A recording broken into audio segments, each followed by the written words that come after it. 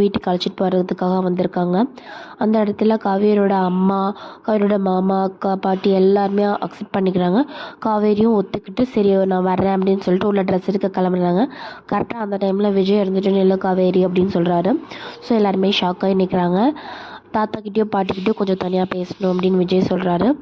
என்ன அப்படின்னு பார்த்தா, என்னடா பிரச்சனை தான் எல்லாம் முடிஞ்சில்ல அப்படின்னு தாத்தாவும் பாட்டியும் கேட்குறாங்க. அதுக்கு விஜய் இருந்துட்டு எனக்கு எந்த பிரச்சனையும் இல்லை, யார் மேலேயும் கோவம் இல்லை, நான் கொஞ்ச நாள் இவங்க கூட இருக்கணும்னு ஆசைப்பட்றேன் அப்படின்னு சொல்கிறாரு. விஜய் ஏன் இந்த மாதிரி ஒரு முடிவு எடுக்கிறாரு அப்படின்னா, அந்த பாட்டி பேசினதை விஜய்னால் அக்செப்ட் பண்ணிக்க முடியல. பாட்டி இந்த ஃபேமிலியோ காவேரியோ எவ்வளோ கேவலப்படுத்தியிருக்காங்க அப்படிங்கிறதையும் மனசில் வச்சுட்டு தான் விஜய் இந்த மாதிரி ஒரு முடிவு எடுத்திருக்கிறாரு. அதை பாட்டி ரியலைஸ் பண்ணணும் அப்படிங்கிற ஒரே காரணத்துக்காக தான் விஜய் இப்படி ஒரு முடிவு எடுத்திருக்காரு.